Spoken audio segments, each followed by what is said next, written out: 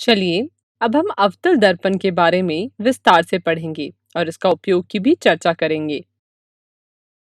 इस वीडियो में हम अवतल दर्पण का प्रयोग करके बिंब की विभिन्न स्थितियों के लिए किरण आरेख खींचकर प्रतिबिंब की स्थिति, प्रकृति तथा उसके आकार के बारे में विस्तार से अध्ययन करेंगे। तो चलिए शुरू करते हैं। आइए सर्वप्रथम हम अवतल दर्पण के लिए बिंब की विभिन्न स्थितियों के लिए किरण आरेख बनाकर बनने वाले प्रतिबिंबों के गुणधर्मों के बारे में अध्ययन करते हैं। आरेख में दर्पण के ध्रुव से गुजरने वाली काल्पनिक रेखा मुख्य अक्ष है। बिंदु F अवतल दर्पण का फोकस बिंदु है और बिंदु P ध्रुव तथा बिंदु C वक्रता केंद्र को दर्शाता है। सर्वप्रथम हम वस्तु को अनंत पर रखते हैं तथा किरण आरेख खींचकर उससे बनने वाले प्रतिबिंब की स्थिति ज्ञात करते हैं। हमने पिछले वीडियो में पढ़ा था कि दो परावर्तित किरणों के प्रतिच्छेद से किसी बिंदु बिंब के प्रतिबिंब की स्थिति को ज्ञात कर सकते हैं। अनंत पर रखी इस वस्तु के हर बिंदु से उत्पन्न किरण मुख्य अक्ष के समांतर अवतल दर्पण पर आपतित होती है। हम इसके सबसे ऊपर और सबसे नीचे वाले बिंदु को पकड़ते हैं। हम पढ़ चुके हैं कि मुख्य अक्ष के समांतर किरणें जब दर्पण पर आपतित होती हैं तो परावर्तन के बाद ये किरण फोकस बिंदु से गुजरती हैं। अतः अनंत पर रखे वस्तु का प्रतिबिंब फोकस पर बनता है। प्रतिबिंब वास्तविक तथा उल्टा होता है। प्रतिबिंब का आकार वस्तु से बहुत छोटा होता है। वीडियो को रोकें और इसे अपनी कॉपी में बना लें। आइए अब हम वस्तु को अनंत तथा वक्रता केंद्र के बीच अर्थात वक्रता केंद्र से थोड़ी दूर पर रखते हैं। वस्तु से उत्पन्न एक किरण मुख्य अक्ष के समांतर अवतल दर्पण पर आपतित होती है। दर्पण से परावर्तन के बाद यह किरण मुख्य फोकस से गुजरती है। हम जानते हैं कि प्रतिबिंब के निर्माण के लिए हमें दो किरणों की आवश्यकता होती है। अतः हम वह किरण लेते हैं जो वक्रता केंद्र से होती हुई दर्पण पर आपतित होती है।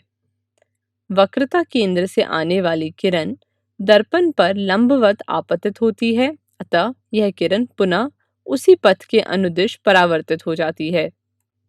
ये दोनों किरणें जिस बिंदु पर प्रतिच्छेद करती है वहां हमें वस्तु का प्रतिबिंब प्राप्त होता है।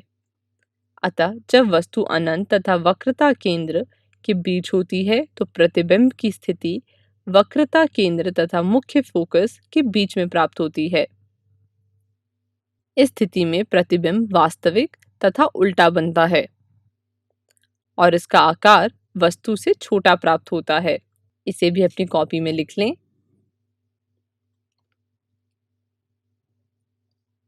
आइए अब हम वस्तु को अवतल दर्पण के वक्रता केंद्र पर रखकर प्रतिबिंब की स्थिति ज्ञात करते हैं। वस्तु से उत्पन्न एक किरण मुख्य अक्ष के समांतर अवतल दर्पण पर आपतित होती है तथा दूसरी किरण फोकस से होकर दर्पण पर आपतित होती हैं। दर्पण से परावर्तन के बाद यह दोनों किरणें एक दूसरे को वक्रता केंद्र के नीचे प्रतिच्छेद करती है।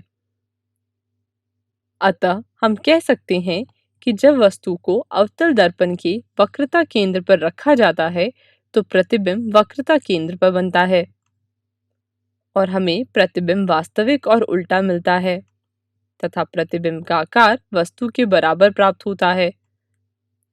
वीडियो को रोकें और इसे भी अपनी कॉपी में बना लें। आइए अब वस्तु को वक्रता केंद्र तथा फोकस के बीच रखकर प्रतिबिंब की स्थिति ज्ञात करते हैं। इस स्थिति में वस्तु से उत्पन्न एक किरण मुख्य अक्ष के समांतर तथा दूसरा किरण वक्रता केंद्र से होकर दर्पण पर आपतित होती है।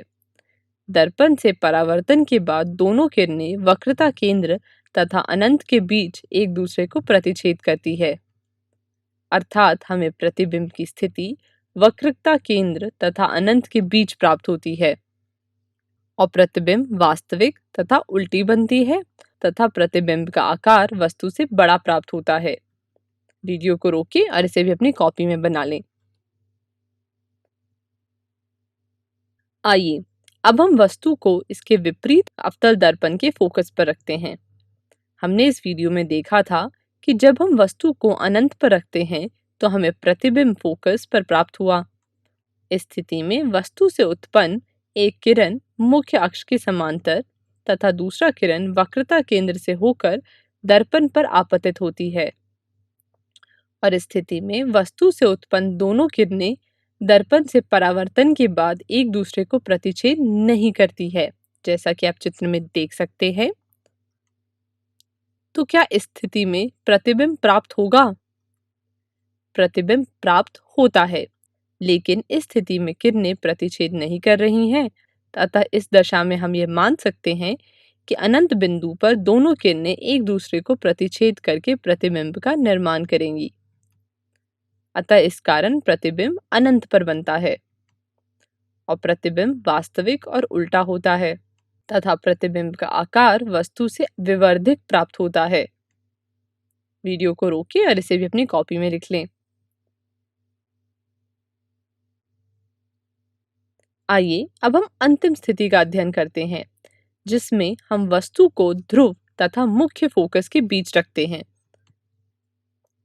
तो वस्तु से उत्पन्न एक किरण अवतल दर्पण पर लंबवत आपतित होती है, क्योंकि यह वक्रता केंद्र से आती हुई प्रतीत होती है। हम जानते हैं कि लंबवत गिरने वाली प्रकाश की किरण दर्पण से परावर्तन के बाद वक्रता केंद्र से गुजरती है तथा दूसरी किरण ध्रुव पर मुख्य अक्ष से तिर्यक आपतित होती है। चित्र में हम देख सकते हैं कि दर्पण से परावर्तन के बाद दोनों किरणें एक दूसरे को प्रतिच्छेद नहीं करती हैं। अतः हम दोनों किरणों के पीछे की तरफ बढ़ाते हैं तो यह किरण दर्पण के पीछे एक दूसरे को प्रतिच्छेद करती है। इसलिए हम कह सकते हैं कि इस स्थिति में प्रतिबिंब दर्पण के पीछे बनता है और प्रतिबिंब सीधा और आभासी बनता है तथा प्रतिबिंब वस्तु से बड़ा बनता है। कृपया ध्यान दें, यह अवतल दर्पण का एकमात्र प्रकरण है जिसमें प्रतिबिंब आभासी बनता है। वीडियो को रोकें और इसे अपनी कॉपी में बना लें। हमने इस वीडियो में सारणी में बिंब की विभिन्न स्थितियों के सापेक्ष बनने वाले प्रतिबिंब के बारे में अध्ययन किया। इसे अपनी कॉपी में लिख लीजिए।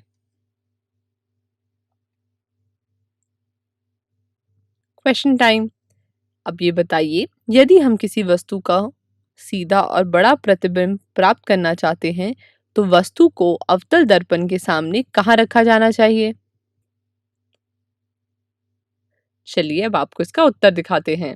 वस्तु का सीधा और बड़ा प्रतिबिंब प्राप्त करने के लिए वस्तु को दर्पण के ध्रुव और फोकस के बीच में रखा जाना चाहिए। हमें आशा है कि आपको सब समझ में आ गया होगा। धन्यवाद।